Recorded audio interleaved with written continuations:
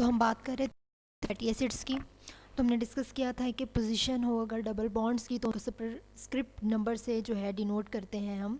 तो जैसे कि 18 कार्बोनोलिक एसिड को हम कहते हैं कि डबल बॉन्ड है, उसको हम डेल्टा 9 से रिप्रेजेंट कर रहे हैं, जबकि हमारे पास लिनोलेक में दो डबल बॉन्ड्स हैं तो उनको हम इस तरह रिप्रेजेंट कर रहे हैं। उसके अलावा आर्किडोनिक एसिड में हम कहते हैं कि 4 डबल बॉन्ड्स हैं तो डेल्टा के ऊपर हमने 5, 8, 11 और 14 रिप्रेजेंट कर लिया है। ठीक है, उसके बाद हम जो है कहते हैं कि मोनो अनसैचुरेटेड फैटी एसिड्स और पॉली अनसैचुरेटेड फैटी एसिड्स हमारे पास मौजूद हैं।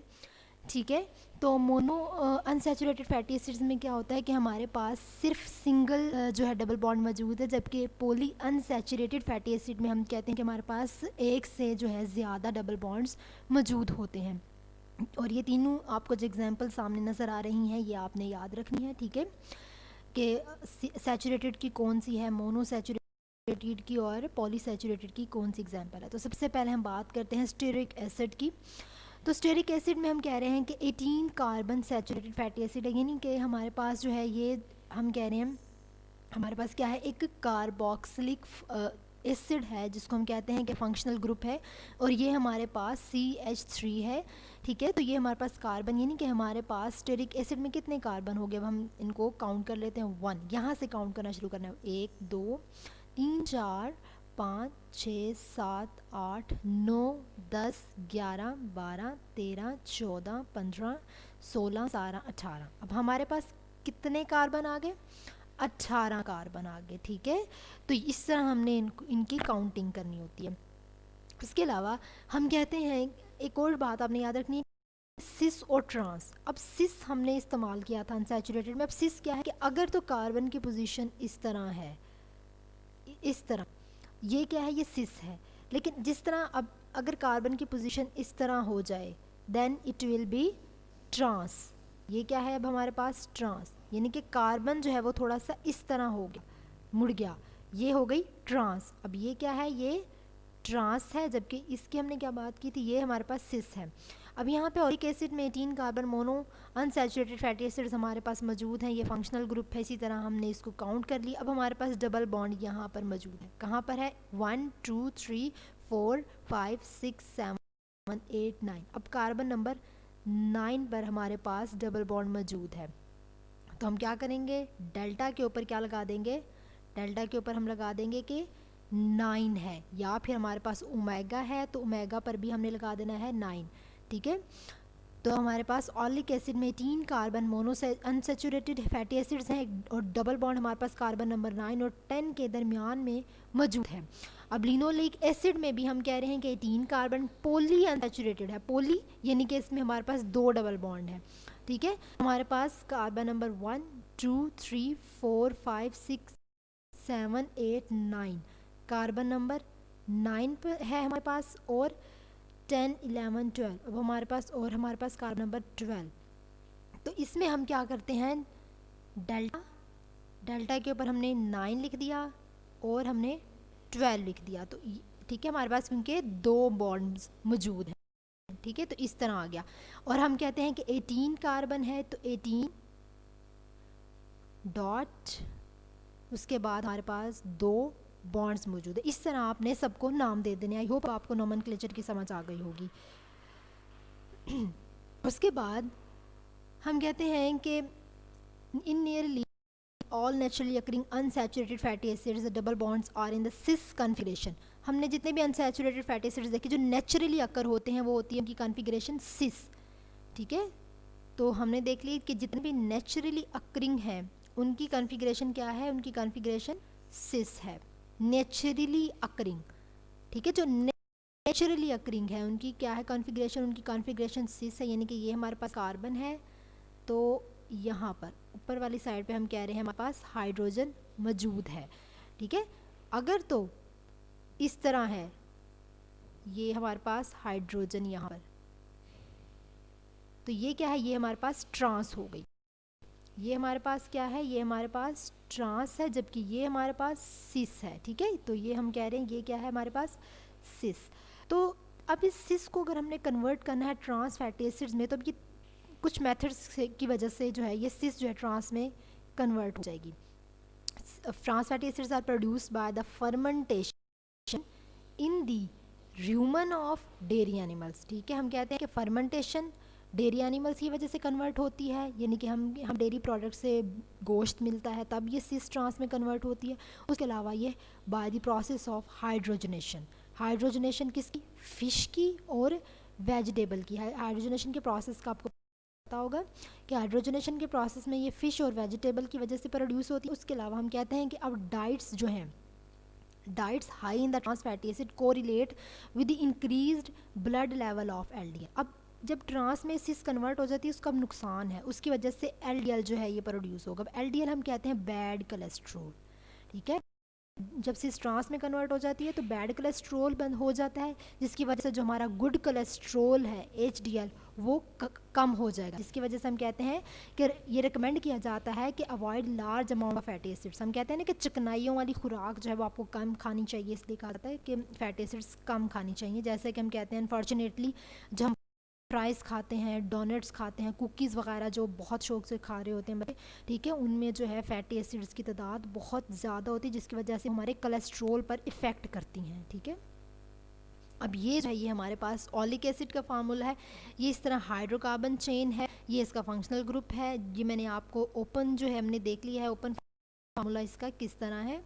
ठीक है, तो ओपन हम ये हमने देख लिया था कि ये इसका ओपन फार्मूला है। ठीक है, तो ये हमने देख लिया कि इस तरह हम इसको रिप्रेजेंट कर सकते हैं ऑलिक एसिड और स्टेरिक एसिड को। ठीक है, तो अब हम बात कर लेते हैं लिनोलिक एसिड की। लिनोलिक एसिड में भी हम देख लेते हैं कि क्या है, हमारे पास कार्बन नंबर 9 और कार्बन नंबर 12 पर जो है बॉन्ड्स मौजूद है, इसलिए हमने 9, 12 और 6 कन्फिग्रेशन है और हमने कह दिया ऑक्टा डिकाडिनोइक एसिड। ठीक है, तो 18 कार्बन है इसलिए हमने ऑक्टा डिकाडिनोइक एसिड इसका नाम दिया है, और ये आप जो है इसको इस तरह भी रिप्रेजेंट कर सकते हैं। इसके अलावा हमारे पास एक और नाम भी है अनसैचुरेटेड फैटी एसिड्स को, कि हम किसी और तरह भी दे सकते हैं। अब वो नाम मैंने आपको बता दिया है, ओमेगा है। Counting of carbon atom is done from the -CH3, minus नहीं ये डैश है। ठीक है, and the terminal methyl group is known as omega and is given the number 1। अब क्या होता है कि अब इसमें आपने एक बात याद रखनी है, पहले हमने COOH से काउंट किया था, लेकिन अगर आप काउंट करें, फॉर एग्जांपल हमने काउंट किया है CH3 से काउंट करना शुरू कर दिया है। ठीक है, तो हमने क्या करना है कि and the terminal methyl carbon is known as the omega. अब यहाँ पर ये फॉर एग्जांपल हमने कहा कि हमने इसको यहाँ से नाम देना शुरू कर दिया है, ये तो हमारा फंक्शनल ग्रुप है ना COOH। अब हम बात करेंगे फॉर एग्जांपल यहाँ से हमने नाम देना शुरू कर दिया CH3 से, देन तो टर्मिनल मिथाइल कार्बन जो है वो हमारा क्या होगा, वो हमारे पास जो है ओमेगा होगा। Then the position of the double bonds are indicated relative to the omega carbon, जैसे कि हमारे पास omega 3 fatty acids a double bond between C3 and the C4। अब हमारे पास यहाँ पर देखें डबल बॉन्ड है, इसको हम साथ साथ हाईलाइट कर लेते हैं। ठीक है, जैसे हमने डेल्टा दिया था जो नाम, तो उस टाइम हमने यहाँ से जो है हमने काउंट शुरू किया था कार्बन को कि 1 2 3, लेकिन अगर हम ओमेगा की तरफ से देख रहे हैं, इसको यहाँ से काउंट कर रहे हैं CH3 से। ठीक है, हमने काउंट किया इसको अगर हमने CH3 से। ठीक है, पहले मैंने आपको बताया था जस्ट कि ओमेगा से भी हम नाम दे सकते हैं ये भी, लेकिन अब हमने पहले हमने उसको डिस्कस किया था। डेल्टा का मैं आपको डिटेल में समझाया था, मैं आपको ओमेगा के बारे में बता देती हूँ। यहाँ पर हमारे पास देखें कार्बन नंबर 3 है और कार्बन नंबर हमारे पास 4 है। इनके दरमियान में हमारे पास क्या है, बॉन्ड मौजूद है, तो हमने इसको क्या दे दिया, हमने ओमेगा के साथ 3 ला दिया। ठीक है, ओमेगा 6 फैटी एसिड अ डबल बॉन्ड बिटवीन C6 और C7। अब यहाँ पे देखें C6 है हमारे पास और C7 है, अब इसके दरमियान में हमारे पास बॉन्ड मौजूद है, तो हमने ओमेगा के साथ 6 लगा दिया। उसके बाद देखें लिनोलिक एसिड में हम बात कर रहे हैं, फॉर एग्जांपल हमारे पास देखें कार्बन नंबर 9 पर डबल बॉन्ड मौजूद है, कार्बन नंबर 12 पर मौजूद है। ठीक है, हमारे पास ये कार्बन नंबर 12 है, then indicates a double bond on the third carbon counting from the omega carbon omega 3 fatty acids. ठीक है, तो अब हमारे पास 25 5 8 11 14 17।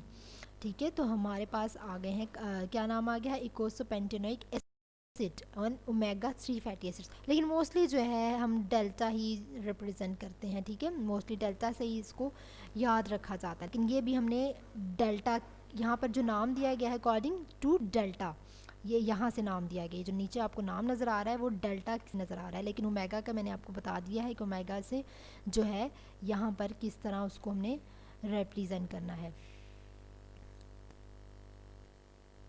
अब यहाँ पर जो है हम देख लेते हैं कि हमारे पास एक टर्मिनल मिथाइल कार्बन है ओमेगा नंबर 1।